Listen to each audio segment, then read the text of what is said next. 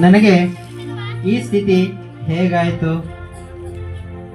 ನಾನು ಮೊದಲು ಹೀಗಿರಲಿಲ್ಲ.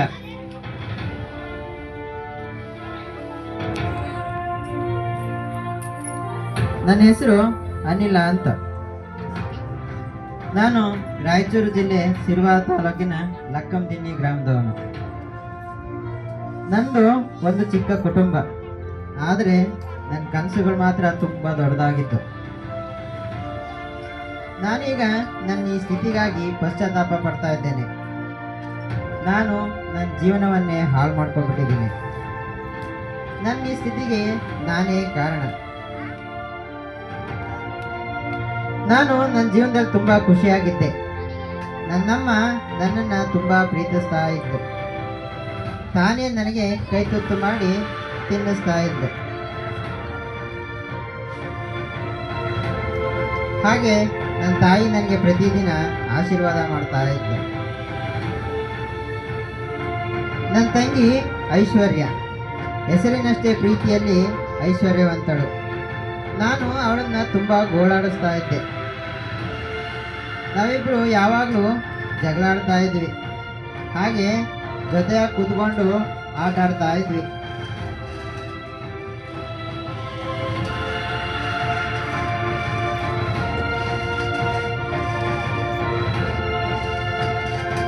ನಾನು ಅವಳಿಗೆ ಪ್ರೀತಿಯ ಅಣ್ಣ ಆಗಿದ್ದೆ.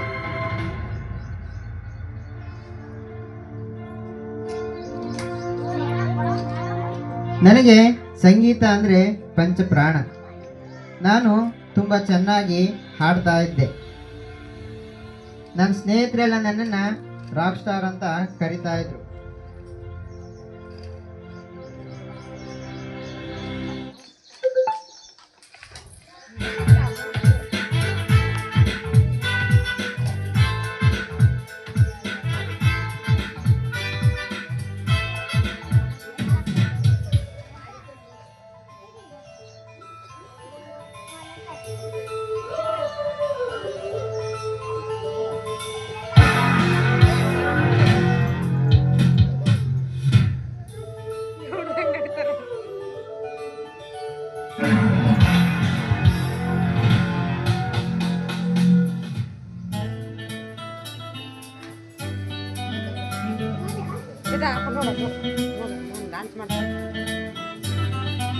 I love you all. दोस्तों, ना कोई मंजिल है, ना कोई साथी है, फिर भी निकल पड़ा हूं घर से। शायद जिसकी तलाश है वही साथी है, वही मंजिल है। जाने जाना ढूंढे तुझे दीवाना, सपनों में रोज आए आ जिंदगी में आना। जाने जाना ढूंढे तुझे दीवाना, सपनों में रोज आए आ जिंदगी में आना। ಹೀಗೆ ನಾನು ತುಂಬ ಸೊಗಸಾಗಿ ಹಾಡ್ತಾ ಇದ್ದೆ. ಹಾಡೋದ್ರಲ್ಲಿ ಅಷ್ಟೇ ಅಲ್ಲ, ನಾನು ಓದೋದ್ರಲ್ಲೂ ಕೂಡ ಎಲ್ಲರಿಗಿಂತ ಮುಂದೆ ಇದ್ದೆ.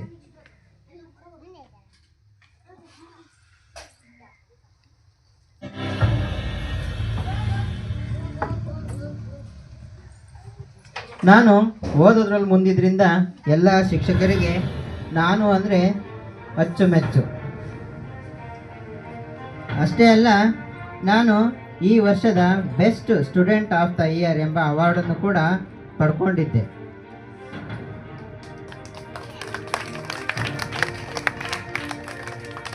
ಹೀಗೆ ನನ್ನ ಜೀವನದಲ್ಲಿ ಎಲ್ಲ ತುಂಬ ಚೆನ್ನಾಗಿ ಸಾಗ್ತಾ ಇತ್ತು. ಆದರೆ ನಾನು ನನ್ನ ಜೀವನದಲ್ಲಿ ನಡೆದಂಥ ಒಂದು ದುರ್ಘಟನೆಯಿಂದ ನನ್ನ ಇಡೀ ಜೀವನವನ್ನೇ ನಾನು ನಾಶ ಮಾಡಿಕೊಳ್ಬಿಟ್ಟೆ. ಅಂದು ನನ್ನ ಗೆಳೆಯನ ಹುಟ್ಟುಹಬ್ಬ ಇತ್ತು. ಹಾಗಾಗಿ ನಾವು ಸ್ನೇಹಿತರೆಲ್ಲ ಸೇರಿಕೊಂಡು ಪಾರ್ಟಿ ಮಾಡೋಣ ಅಂತ ಡಿಸೈಡ್ ಮಾಡಿದ್ವು. ಹಾಗೆ ಪಾರ್ಟಿಯನ್ನು ಮಾಡಿದ್ವಿ. ಆ ಪಾರ್ಟಿಯಲ್ಲಿ ನಮ್ಮ ಸ್ನೇಹಿತರು ನನಗೆ ಒಂದು ಹಾಡನ್ನು ಹೇಳೋಕ್ಕೆ ಹಿಂಸೆ ಮಾಡಿದ್ರು. ಅವರ ಒಂದು ಇಚ್ಛೆಯ ಮೇರೆಗೆ ನಾನು ಒಂದು ಹಾಡನ್ನು ಹಾಡಿದೆ.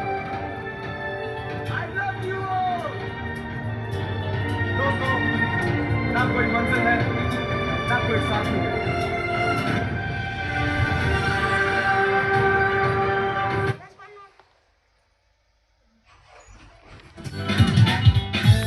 निकल पड़ा हूं घर से।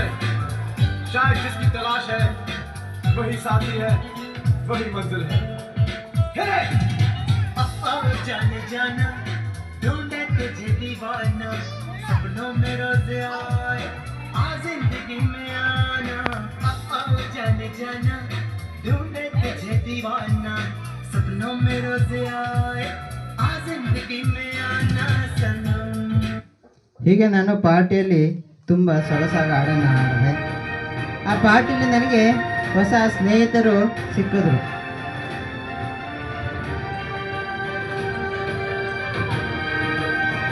ಅವರು ನನಗೆ ಕುಡಿಯೋದಕ್ಕೆ ಕೂಲ್ ಡ್ರಿಂಕ್ಸನ್ನು ಕೊಟ್ಟರು.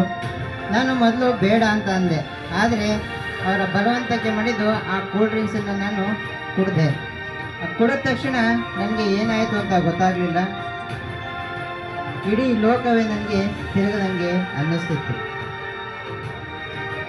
ನಾನು ಗಾಳಿಯಲ್ಲಿ ತೇಲದಂಥ ಅನುಭವ ನನಗಾಯಿತು. ಆಗ ನನ್ನ ಸ್ನೇಹಿತರು ನನಗೆ ಸೇದೋದಕ್ಕೆ ಸಿಗರೇಟನ್ನು ಕೊಟ್ಟರು. ನಾನು ಮೊದಲು ಬೇಡ ಬೇಡ ಅಂದ ನನಗೆ ಹೊಸ ಅನುಭವ ಆದಂಗಾಯಿತು. ಜೊತೆಗೆ ಮನಸ್ಸಲ್ಲಿ ಏನೋ ಒಂದು ಭಯ ಉಂಟಾಯಿತು. ನಾನು ಅದೇ ಸ್ಥಿತಿಯಲ್ಲಿ ಮನೆಗೆ ಓಡಿ ಬಂದೆ. ನನ್ನ ತಾಯಿ ಏಕಿಷ್ಟು ತಡವಾಗಿ ಬಂದೆ ಅಂತ ಕೇಳಿದ್ರು.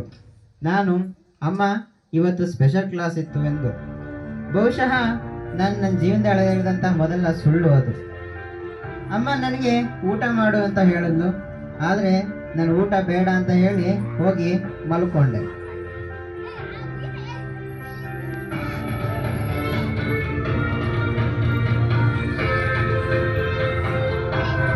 ಬೆಳಗ್ಗೆ ಎದ್ದೊಡನೆ ನನ್ನ ತಲೆ ಭಾರ ಆದಂಗೆ ಅನ್ನಿಸ್ತಾ ಇತ್ತು.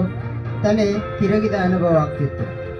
ಅಂದು ತಡವಾಗಿ ಎದ್ದಿದ್ರಿಂದ ಕಾಲೇಜಿಗೆ ತಡವಾಗಿತ್ತು. ಬೇಗ ಬೇಗ ತಯಾರಾಗಿ ಕಾಲೇಜಿಗೆ ಓಡಿಯೇ ಬಿಟ್ಟೆ. ಅಂದು ಮೊದಲ ಬಾರಿಗೆ ನಾನು ನನ್ನ ತಾಯಿಯ ಕೈತುತ್ತು ತಿಂದನೆ, ಅವಳ ಆಶೀರ್ವಾದವನ್ನು ಪಡೆದನೆ ಕಾಲೇಜಿಗೆ ಹೋಗಿದ್ದೆ. ನನ್ನ ಸ್ನೇಹಿತರು ಯಾಕಿಷ್ಟು ತಡವಾಗಿ ಬಂದೆ ಅಂತ ಕೇಳಿದ್ರು, ಆದರೆ ನಾನೇನು ಮಾತಾಡಲಿಲ್ಲ. ನನಗೆ ಅಂದಿನ ಪಾಠದಲ್ಲಿ ಆಸಕ್ತಿನೇ ಇರಲಿಲ್ಲ. ನನ್ನ ತಲೆ ತುಂಬ ರಾತ್ರಿಯ ಬರ್ತ್ಡೇ ಪಾರ್ಟಿಯೇ ತುಂಬಿತ್ತು. ಟೀಚರ್ ನನ್ನನ್ನು ನೋಡಿ ಯಾಕಿಷ್ಟು ಡಲ್ ಆಗಿದೆಯಾ ಅಂತ ಕೇಳಿದ್ರು. ಆದರೆ ನಾನು ಏನನ್ನೂ ಮಾತನಾಡದೆ ಸುಮ್ಮನಿದ್ದು ಬಿಟ್ಟೆ. ನನ್ನ ಎಲ್ಲ ಸಹಪಾಠಿಗಳು ಹೋಮ್ವರ್ಕ್ ಮಾಡಿದರು, ಆದರೆ ನಾನು ಮಾತ್ರ ಮಾಡಿರಲಿಲ್ಲ. ಹಾಗಾಗಿ ಶಿಕ್ಷಕರು ನನ್ನನ್ನು ಬೈದರು. ನನಗೆ ತುಂಬ ಬೇಸರವಾಯಿತು. ಕಾಲೇಜ್ ಮುಗಿದ ಮೇಲೆ ನಾನು ಒಬ್ಬನೇ ಸಪ್ಪೆ ಮೊರೆ ಹಾಕ್ಕೊಂಡು ಕುಳಿತಿದ್ದೆ. ಆಗ ನನ್ನ ಸ್ನೇಹಿತರು ನನ್ನ ಬಳಿ ಬಂದು ನನ್ನನ್ನು ಸಮಾಧಾನ ಮಾಡಿ ಹೊರಗಡೆ ಕರ್ಕೊಂಡು ಹೋದರು. ಆಗ ಅವರು ನನಗೆ ಸೇದೋದಕ್ಕೆ ಸಿಗರೇಟನ್ನು ಕೊಟ್ಟರು, ಹಾಗೆ ಕುಡಿಯೋದಕ್ಕೆ ಎಣ್ಣೆಯನ್ನು ಕೊಟ್ಟರು. ಅಂದಿನಿಂದ ನನಗೆ ಹೊಸ ಅನುಭವ, ಹೊಸ ಉಲ್ಲಾಸ ಉಂಟಾದ ಹಾಗೆ ಆಯಿತು. ನಾನು ಅವರೊಂದಿಗೆ ಸಿಗರೇಟ್ ಸೇದಿದೆ. ಅಂದಿನಿಂದ ನನಗೆ ಧೂಮಪಾನ ಮಾಡೋದು ಹವ್ಯಾಸವಾಗಿ ಬಿಡ್ತು. ಹೀಗೆ ದಿನಗಳು ಕಳೆದಂಗೆ ನಾನು ಮದ್ಯಪಾನಕ್ಕೆ ದಾಸನಾಗಿ ಬಿಟ್ಟೆ. ಹೀಗೆ ಮದ್ಯಪಾನ ಹಾಗೂ ಧೂಮಪಾನ ಮಾಡುತ್ತಾ ನನ್ನ ಆರೋಗ್ಯ ಸ್ಥಿತಿ ಹದಗೆಡುತ್ತಾ ಬಂದಿತು. ಈ ಎಲ್ಲ ವಿಷಯಗಳು ನನ್ನ ತಾಯಿಗೆ ತಿಳಿದು ಅವಳು ಗೋಳಾಡೋದಕ್ಕೆ ಪ್ರಾರಂಭ ಮಾಡೋದು. ನನ್ನ ತಾಯಿ ನನ್ನನ್ನ ವೈದ್ಯರ ಬಳಿ ಕರ್ಕೊಂಡು ಹೋದ್ಲು.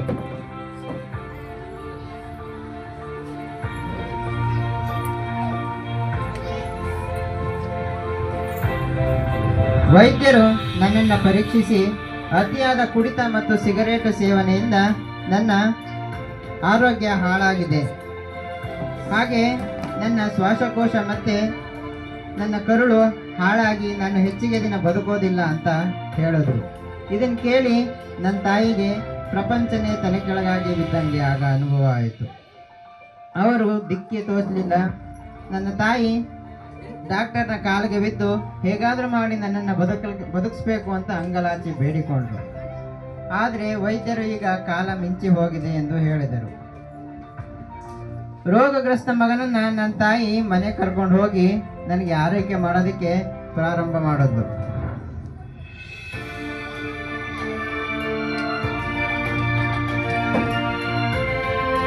ನನ್ನ ತಾಯಿ ಕಂಡ ಕಂಡ ದೇವರಿಗೆಲ್ಲ ಕೈ ಮುಗಿದ್ಲು, ಇಲ್ಲ ಸಲ್ಲದ ಹರಕೆಗಳನ್ನೆಲ್ಲ ಹೊತ್ತು. ಆದರೆ ಯಾವ ದೇವರು ಕೂಡ ನನ್ನನ್ನು ಬದುಕಿಸೋದಕ್ಕೆ ಸಾಧ್ಯ ಆಗ್ತಿಲ್ಲ. ನನ್ನ ಸ್ಥಿತಿಯನ್ನು ನೋಡಿ ನೋಡಿ ನನ್ನ ತಾಯಿ ಪ್ರತಿದಿನ ಕಣ್ಣೀರಿಡ್ತಾ ಇದ್ದಾರೆ. ಈಗ ನನಗೂ ನೆಮ್ಮದಿ ಇಲ್ಲ, ನನ್ನ ತಾಯಿಗೂ ನೆಮ್ಮದಿ ಇಲ್ಲ. ಸ್ನೇಹಿತರೆ, ನಾನು ನಿಮ್ಮನ್ನೆಲ್ಲ ಕೈ ಮುಗಿದು ಕೇಳ್ಕೊಳ್ಳೋದು ಒಂದೇ, ದಯವಿಟ್ಟು ಯಾರೂ ಕೂಡ ಮದ್ಯದ ದಾಸರಾಗಬೇಡಿ, ಸಿಗರೇಟಿನ ಗುಲಾಮರಾಗಬೇಡಿ. ಇದರಿಂದ ನಿಮಗಷ್ಟೇ ಅಲ್ಲದೆ ನಿಮ್ಮ ಸಂಸಾರವೂ ಹಾಳಾಗುತ್ತೆ. ಕುಡಿಬೇಡ್ರಣ್ಣ, ಕುಡಿಬೇಡ್ರಿ. ಸಿಗರೇಟ್ ಸೇದಬೇಡ್ರಣ್ಣ, ಸೇದಬೇಡ್ರಿ. ಧನ್ಯವಾದಗಳು.